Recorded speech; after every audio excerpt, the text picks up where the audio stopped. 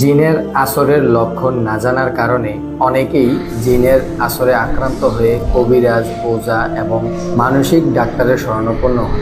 এতে করে শারীরিক মানসিক জটিলতা বাড়তে থাকে। জিনের আসরের লক্ষণ জানা থাকলে পৌরাণিক চিকিৎসা রুকিয়া করে খুব সহজেই সমাধান পাবেন ইনশাল্লাহ। মানুষ যখন জিন দ্বারা আক্রান্ত হয় তখন বেশ কিছু লক্ষণ প্রকাশ পায়। অনেকেই স্বপ্নে সাপ, কুকুর, ভয়ঙ্কর বা হিংস্র প্রাণী দেখতে পায়।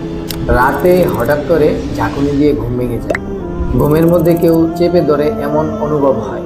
ভয়ঙ্কর আকৃতির চেহারা সামনে আসে কিংবা খুব লম্বা বা খাটো আকৃতির মানুষ দেখতে পায়।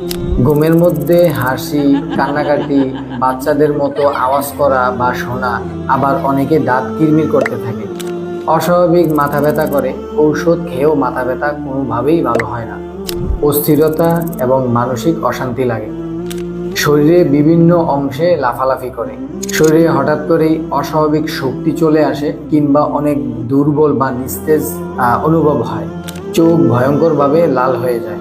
সবার সাথে খারাপ আচরণ করে, স্বাভাবিক হলে আবার নিজের ভুল বুঝতে পারে। সব সময় ভয় লাগা কাজ করে।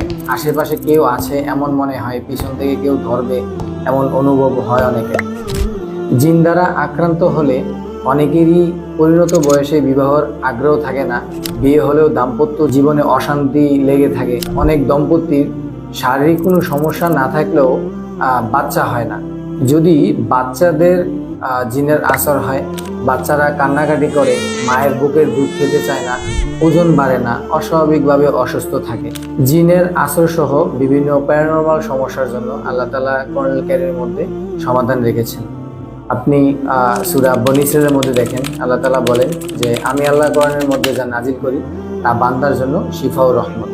আমাদের সেন্টারে অভিজ্ঞ হাফেজ, আলেম, রাকি দ্বারা রুকিয়া করা হয়। রুকিয়া করতে আমাদের স্ক্রিনে দেওয়া নাম্বারে কল করুন অথবা হোয়াটসঅ্যাপে আপনার সমস্যাগুলো বিস্তারিত মেসেজ করুন। আমরা আপনার সমস্যাগুলো জেনে উত্তম পরামর্শ দেওয়ার চেষ্টা করব ইনশাল্লাহ।